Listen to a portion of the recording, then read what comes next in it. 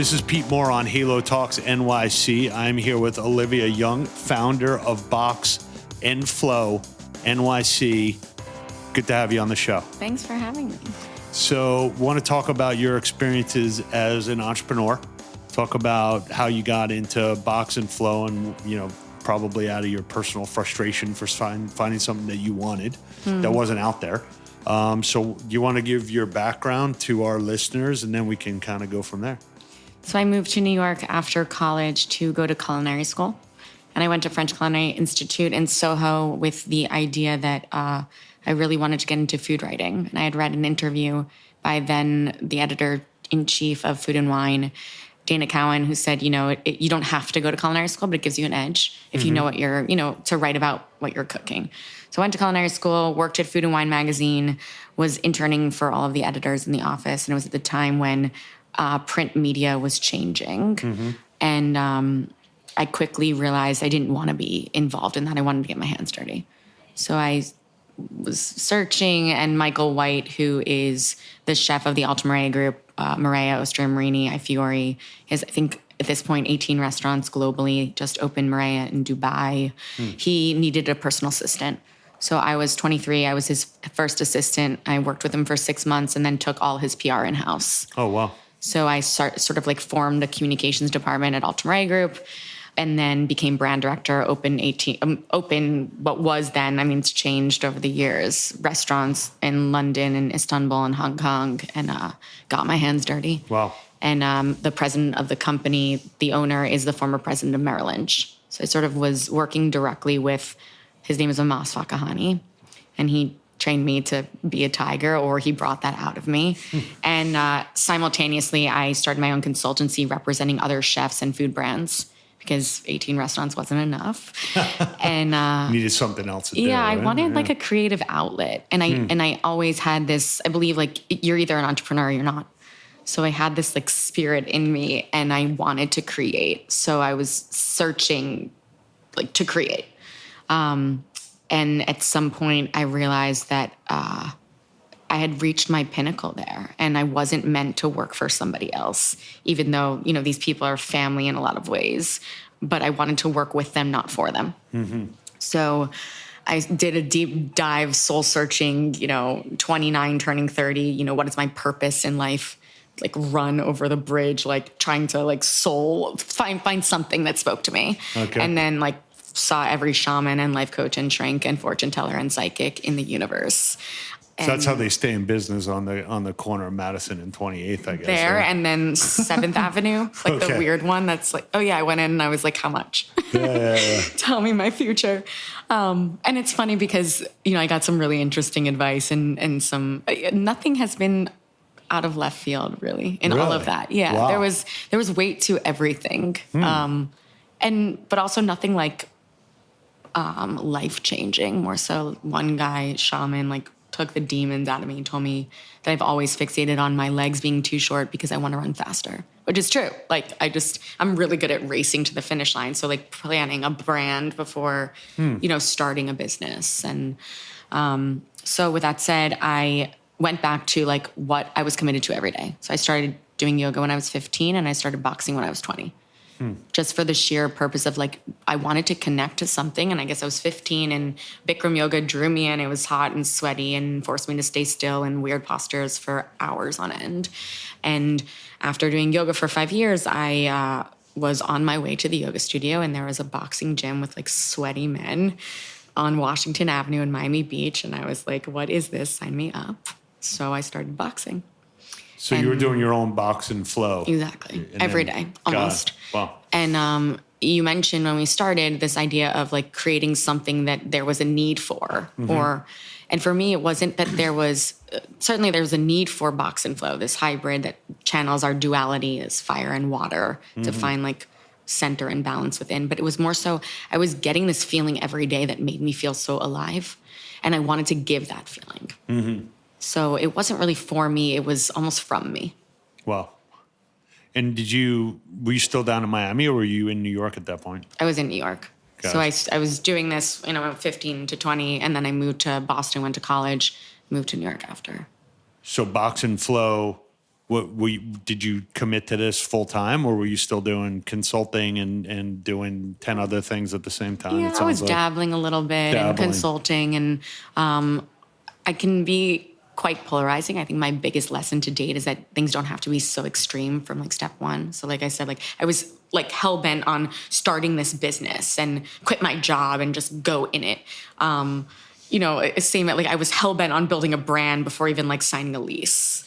Before even teaching a class. So I had this big vision, and it was really about like the brick by brick to build, which so takes years. How did you kind of hold your, kind of pull back the reins, or you just kind of? I did not.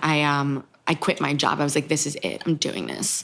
And then I started seeking advice from all sorts of people, humans, mentors, fitness people, food people, who pretty much all told me I was crazy because what do you mean boxing and yoga? That doesn't make sense. Or you have like a huge career in food. Why would you ever leave that? Stay in your lane. And in that whole transitional period, which was only 6 months, I lost like my center. I stopped boxing.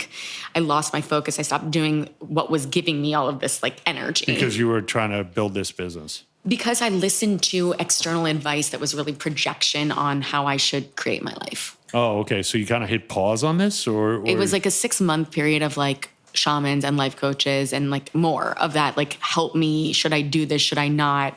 Should I just like get married and have baby? Like, is that my answer? Because I was really bored in my career, and I was probably dating really boring men. It was just, I was bored. And so I could either like jump into this like new life or stay in this gray area of bored and be great salary, like great guys. Like neither were for me. But in this like whole transitional 6-month period, I listened to all of that noise that like I started to spin. And literally it was a matter of being in Boston with an ex-boyfriend at his mother's 80th birthday, and me looking at him being like, yeah, I love you, but like, this is it. I gotta go. And there was a space lingering. So he wasn't an ex-boyfriend then. He was a boyfriend. He was current. Okay. He was current. So then he became an ex-guy. Yeah. Okay. And just to get the story straight, that you didn't just go with it. Okay. And I was like, I gotta go. There was an open house party in this space on Bond Street, and I got an Uber from Cambridge, and the Uber driver said, $500, I'll drive you back to New York City. I've done that Uber trip, by the way, from Boston to New York. He was supposed to take me to the Amtrak station, and I was like so cozy. It was like a big, like suburban, and you get an XL and you're good to go. And then my feet were up, and I was like $350 of a deal. So he drove me back to New York City. I saw the space the next day. I signed the lease about a month or two later, and I opened within 3 months. Wow. So it was me just needing to like let go of whatever was holding me back, or like the story I was telling myself, to jump into, my next life. Well, I think most great businesses are people don't say that's a great idea. Like there's the guys at Orange Theory, which now is like 1,500 locations. Right. When they started that, they're one of the 3 founders is part of this round table. It's called Rex Round Table. And he said he brought that idea to everyone at the round table to get their advice, and not one person said do it. And he's like, you know what? I feel it. This is in my gut. I'm doing it. And, now it's a $1 billion company. Yeah. So typically you don't get good advice when people don't understand what you know about yourself or what you know in your gut you're going to do anyway. Right. You might have just been asking people just to get validation, or maybe to get negative validation to push you more in your own direction, right? Like, why do we even ask? Because you're either seeking validation or you need like that affirmation that you're right or wrong, but nobody knows or sees what you see because it's your vision. Right, sure. But there was an insecurity around it because I'd never taught a class. I made it up in my head. I wrote it on a piece of paper. I signed a lease without having any idea of what this really looked like. It wasn't like I taught somewhere else and had a following. So the advice was really like, oh, well, like, why don't you tiptoe before you jump? Or why don't you, like do a pop-up or something. I'm like, pop-up? I'm not teaching at someone else's place. I need to create a feeling. I don't think Olivia Young and pop-up ever is going to like be in a sentence together after this conversation. You're not a pop-up. No, I'm a deep dive. You're in. Yeah. Or you're I'm out. In it to win it, or you're out. Yeah.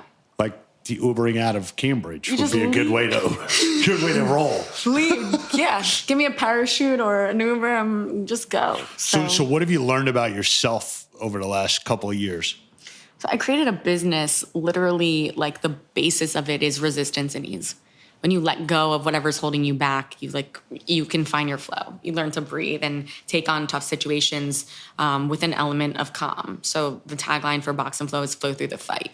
And it's the way that I live my life. And so what I'm really teaching is not boxing or yoga. It's just a way of being. It's a way to channel that calm in times of chaos. So through this learning, experience that I hope never ends, I've learned how to find ease. And, being an entrepreneur, being a human in the universe, like nothing is just easy. It's never really just easy, but I think if you change your perspective around what that even means, then it's a different outlook on life. Like challenge to me is, it's what I seek. Like I need to run faster to take my breath away. Like wake up, run a half marathon myself on a Sunday morning. Cause like, let's see if I can do it. So that's like how I'm up, like wired. And when I'm not challenged, I feel stagnant and bored. Right. Yeah. But I think it's not me waking up on a Sunday and being like, oh, 13 miles, it's so hard. Let me see if I can do it. It's more like, let this be easy. Let's just go. And choosing to like bow out if you want to allow yourself to be defeated, then it's a choice. It's all a choice. Yeah, I mean, recently I've looked at some of the biggest obstacles or things that stress me out, and I say every one of those those are all self-induced. Like those are all choices that I made. And I'm either paying for it or I'm being rewarded by it. It's binary. It's not gray. Yeah. It's like this was a bad decision. I'm living with it. This was a good decision. I'm happy I did that. But it's not. There's no other way around it. It's not somebody else didn't make me make a decision. Right. I think that's like owning your life, like really being present and living and not existing. Like every morning, I take a picture of my feet and I have sort of an aphorism and a timestamp, and it's like my livism of the day. And so many people have responded to me like, oh my, like you get me out of bed in the morning. And it's not even what I'm saying to the universe. It's what I'm saying to myself. It's what I need to hear.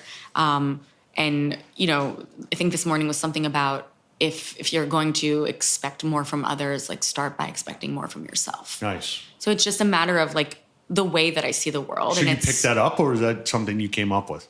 Oh no, I make these all up. I have like hundreds of them. Like I get an email every morning from it's called TUT, T-U-T. It's called the Universe Talks. Yeah. So I believe in that things are happening. It's all just energy fields. It's all energy. And it's what you're holding on to or letting go of. So even like this idea of my feet, it's to me saying, you're starting here now, and whatever happened, let go of. Whatever might happen, it's out of your control. What's in your control is like where you are at this moment. Well, I got it's not published yet, but I got a book that I've been writing over the years, and it's called Lose Your Rearview Mirror. Like it doesn't matter. Like no one really cares except you. Right. And then when you think about all the good things that have happened or all the bad things that have happened, they're just kind of bullet points or like tombstones. Like, yeah, okay, I did this Orange Theory deal. Like, no one cares. Right. Like, what are you going to do for me? Yeah. Like, I get that you got credentials or that you have your background is relevant and you can help me, but I'm just energy going in a direction that's positive or negative. Right. I literally base everything. We were talking before. I'm not a planner, which has like helped and also hurt. But, when someone comes to work for me or a student walks in and I'm teaching a class, like I automatically just feel it. Like I feel something. And I think if you're so like grounded and present, you can feel that energy. And it doesn't have to do with a resume or a profile or the stories that you heard or a reputation. It's like, what are you getting from the experience in this moment? And for me, where I think I came to that feeling was boxing and yoga every day. Boxing forces you to be present. If I'm not present, my class is also beat driven. I'm not on the beat. I'm not in my dance. Like there's a flow to boxing. There's a dance to it. It's a cadence. It's a rhythm. Same as yoga. And it's connected to your breath. And it was where I channeled calm in any situation. Like I was the girl in the back of the boxing class. I wasn't listening to the instructor. I was like in the music, in my body, feeling whatever I was feeling, letting go of whatever I was holding on to. It became my therapy and like a moving meditation. And on the converse, yoga was what really slowed me down so that I could like let it sink in and let me like open up, as opposed to boxing that just like shed. So as an entrepreneur, how do you manage yourself?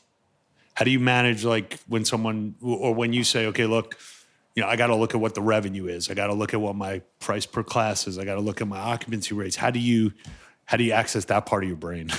I hate that part of my brain. I knew you were going to say that, but I had to ask the question. Of course. The irony really is that I'm sole owner, sole operator, bootstrap, no partners, no investors. I opened this business to create a feeling. So to me, I don't even see it as a business. I see it as a way of life. So when it came down to like all of the things that you're speaking of, I had to make money. And I've been thankfully profitable since I opened because I did it so lean. And when it's your money or when it's my money, like I don't like to spend it. I like to make it.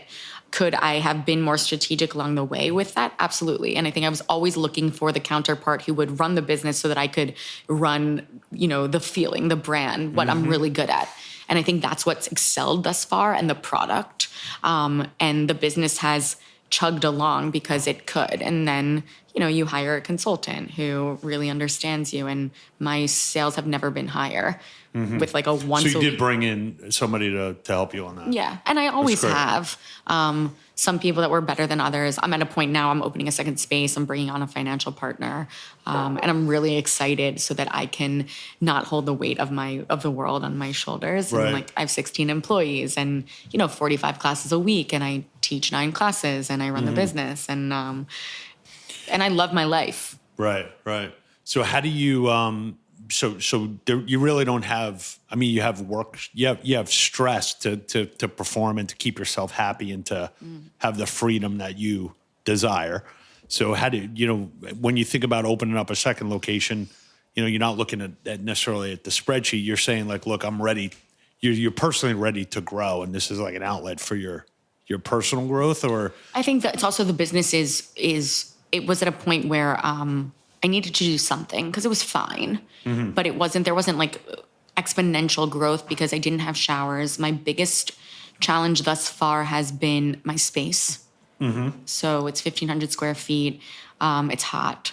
It's messy and intense and in your face, and that's part of the brand. But it's a competitive market, and you need to be competitive in it. And the next space is, in my mind, with the capital that I need, will be like the ideal what Box and Flow is and has like always been. This was the perfect foray into the market because I do want to scale, whether it be a franchise or licensing agreements. I don't want to be in the real estate business. I think that business has changed in fitness and in retail in general. But for me to get there, I need to take this next step. So as much as it's because I'm, personally ready, it's more so the business needs it. It's demanding it. I've never had more clients. I've never had more community. I've never had more demand for like better. That's great. So with the financial partner that you brought on, without, going into too much detail, how did you get to a place where you were able to let go a little and say, okay, look, I'm willing to not just have this as a feeling, but also have this as, here's what the unit economics are. I don't know if you'd like to hear that or not, but, here's how we're going to ramp. Here's what this, So I think I've always craved that. So there's a part of me, my father's an entrepreneur, and you don't open a business to lose money.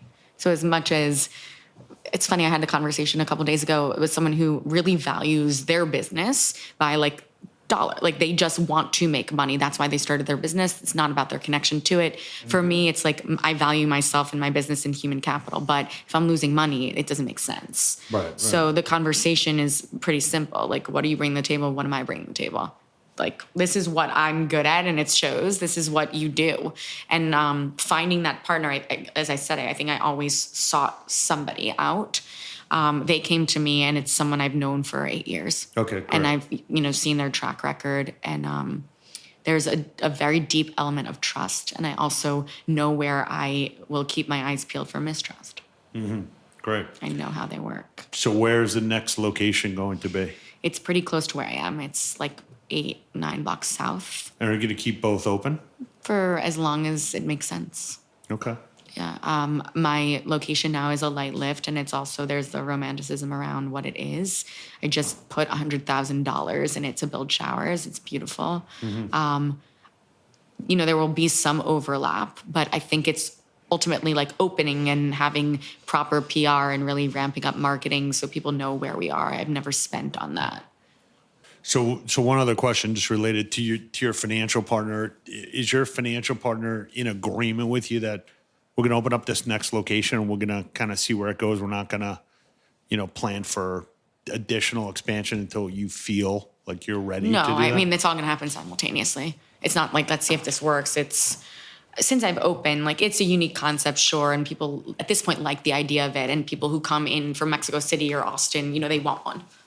So if I have the structure behind me to give them one, then I want them to have one. Gotcha. Yeah, Okay. so it will happen simultaneously. So that the process with opening the physical space and also like creating some sort of expansion plan is in the works. Got it. And it's also, it's not even what he wants or I want. Like, I've been doing this for 2.5 years, which isn't a long time, but we're ready to go. I'm ready to go. Yeah. Oh, it's long enough. It's long enough. You live the business every day, right? So All day. what they say, it's 10,000 hours to become an expert. I'm sure you passed through that mark. I mean, I can fight like a warrior and like do all the hands over the feet and yeah.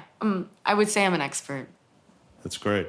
And how have you infused anything on your food side or nutrition side or healthy eating, or become like a lighthouse, if you will, for people to say, hey, look, I know what your background is and not. Yeah. I mean, I think for me, it's creating is what comes naturally to me.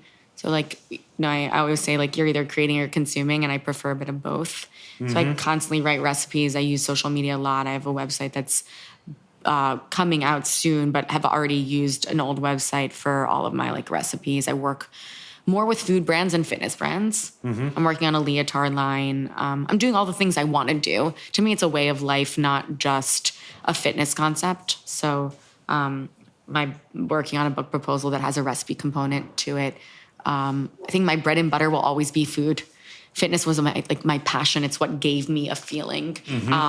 So, from the hours of like 5 a.m. till if I'm teaching a class 9, I'm in like a black leotard and sweaty. And then the rest of the day I'm, different human. Right. So food has a huge part of that. It's the way I fuel my body, not just like fill my time. Or I think it's that simple. Like, you're either fueling your life or you're filling your time.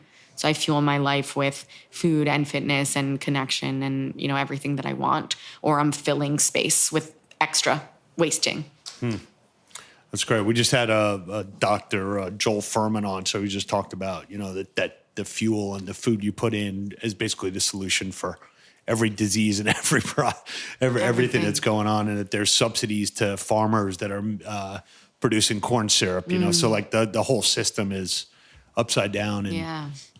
I believe that. I really believe that what you put in your body shows up. It's, for me, it's trial and error. Like, I've spoken to doctors, or, everybody has a story, and gluten and all of these things are just businesses. It's how do you feel when you put something in your body? How does it make you feel? Like, and we changed. I used to only drink, brown liquor and eat dry aged steak, but like that doesn't work for me every day anymore. Right. No, I need to have like a cot to take a nap or something all the time if I consume one of those types of meals. Yeah. So in closing here, what's your advice, or like a favorite quote that you have, or, to an entrepreneur who is working at a food magazine right now, who kind of has that feeling and that itch to pursue something that people say that's a crazy idea? What would you say to those people? Or what do you say to them every day anyway when they ask you? I think it's just a matter of learning to listen. So you can fight your whole life, or you can find an element of calm within where you trust yourself to move forward. I think like the front door of Box and Flow says everything you need is inside.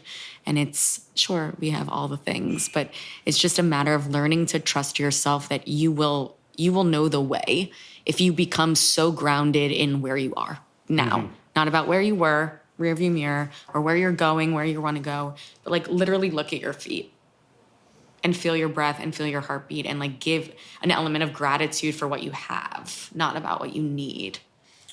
Awesome. Well, let's end on that note. We're going to have all your information up on the site so people can take a class at Box and Flow. Trust your gut, listen to yourself, and be a pioneer. like our friend Always. Olivia. Yeah. Thanks for being on. Thank you. Awesome.